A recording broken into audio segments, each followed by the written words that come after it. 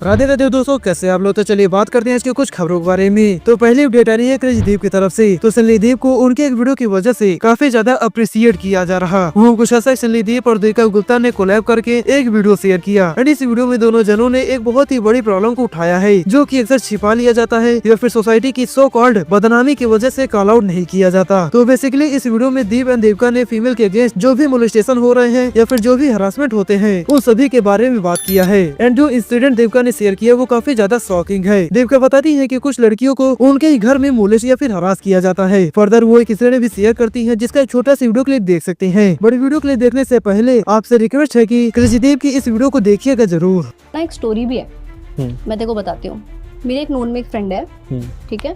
उसके घर में सगे दादा उसको गलत तरीके से टच करने की कोशिश करी, काइंड ऑफ करने की कोशिश करी। तो वो ब्रेव थी, मैं ब्रेव ही बोलूँगी उस चीज़ को, क्योंकि नहीं कर पाते सब। जो उसने करा, उसने जाके अपनी मम्मी को बताया कि मम्मा उन्होंने मुझे टच करने की कोशिश करी या मेरे साथ गलत हरकत करने की कोशिश करी। तो इस सिचुएशन पे मम्मी का एक्शन होना चाहिए कि जाकर के वो उनसे डायरेक्ट बात करे, है ना। बट टर्न्स आउट कि अब जब भी वो बच्ची उनके आगे खेल रही है दादा के आसपास, तो मम्मी निगरानी रखे हुए है।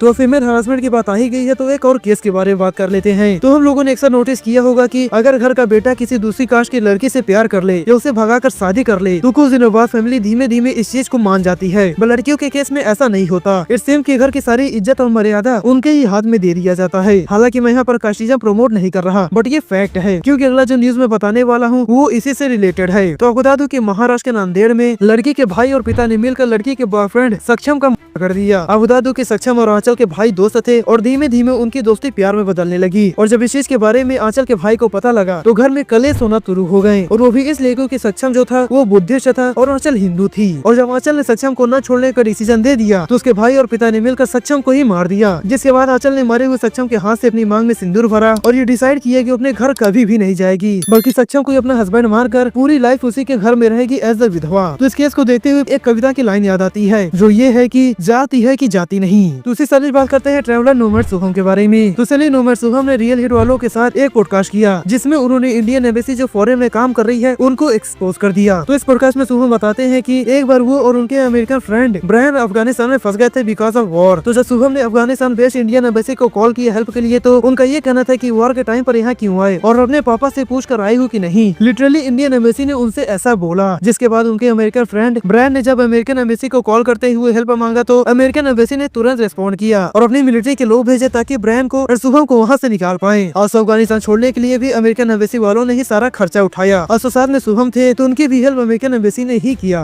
मैं चला गया और जाने के बाद मुझे जो लोकल मिलिट्री उन्होंने पकड़ लिया था, मुझे और मेरा फ्रेंड था ब्रिटेन, हम दोनों को उन्होंने पकड़ लिया। वही मुझे ऑफिस लेके गई और फिर उन्होंने कॉल कर दिया हमारे एम्बेसी, इंडियन एम्बेसी को और यूएस एम्बेसी को। इंडियन एम्बेसी का तो पहले 4 घंटे के बाद कॉल रिसीव हुआ, कॉल उन्होंने बैक किया मुझे। और कॉल करते ही सबसे पहले बोलते हैं क्यों आया यहाँ पर? पापा को पता है कि तुम यहाँ पर हो? पापा को पता है? हाँ, पापा को पता है। पापा को बताओ, पापा का फ़ोन नंबर दो, पापा से बात करनी है। और जस्ट एग्जांपल मैं देता हूँ यूएस ने कैसे बात किया। उसने मेरे फ्रेंड को कॉल किया, ब्रिटेन को, और बोला कि I know you are very very adventurous but you understand this situation is not good right now, please get out soon as possible, we will give you money, we will give flight ticket, whatever you need. अरे बाप रे। ऐसे ही 2 बंदे का अलग अलग। फिर आपको उन्होंने छोड़ा कैसे? उन्होंने फिर छोड़ दिया और मैंने कहा मैं इसी के साथ चला जाऊंगा।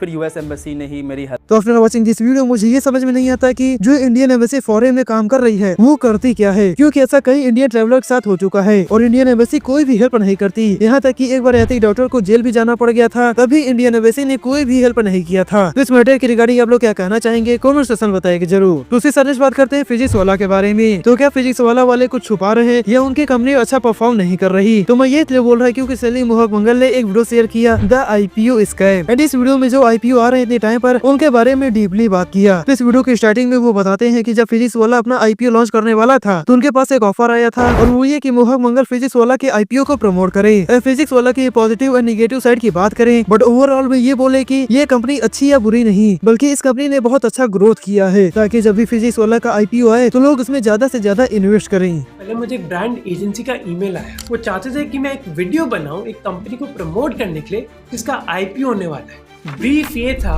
कि मुझे कंपनी के स्ट्रॉन्ग फाइनेंशियल, स्टडी ग्रोथ और घटते हुए लॉसेस के बारे में बात करनी है और ये बोलना है कि ये कंपनी अच्छी या बुरी नहीं है, बल्कि एक फिनोमिनल सक्सेस है जिसके ऊपर सवाल ही नहीं उठ सकते। किस कंपनी की मैं बात कर रहा हूँ? फिजिक्स वाला फिजिक्स। तो आफ्टर दिस वीडियो कई सारे फाइनेंस से रिलेटेड यूट्यूबर्स ने ये बोला कि फिजिक्स वाला की एक अच्छी बात ये है कि उन्हें किसी भी सेलिब्रिटी की जरूरत नहीं अपना प्रमोशन करने के लिए, क्योंकि अलक पांडे अकेले ही काफी हैं। और सबसे बुरी बात भी यही है इन्वेस्टर के लिए, क्योंकि अगर अलक पांडे का इमेज डाउन हुआ या उनके अगेंस्ट कोई एक्सपोज हुआ तो कंपनी का डूबना फिक्स है, क्योंकि सारा कंपनी उन्हीं के ऊपर टिका हुआ है। हालांकि मैं फाइनेंस में ज्यादा जानकारी तो नहीं रखता, तो ऐसे क्लेम सही है या नहीं वो बता पाना मुश्किल है मेरे लिए। बाकी आपके क्या ओपिनियन है फिजिक्स वाला के बारे में कॉमेंट सेक्शन में बताएगा जरूर। तो इस वीडियो को लिए इतना कर, वीडियो इन्फॉर्मेटिव लगी हो तो वीडियो को लाइक सब्सक्राइब करके बेल आइकन ऑन कर लीजिएगा ऐसे डेली के न्यूज़ एंड अपडेट्स को जानने के लिए।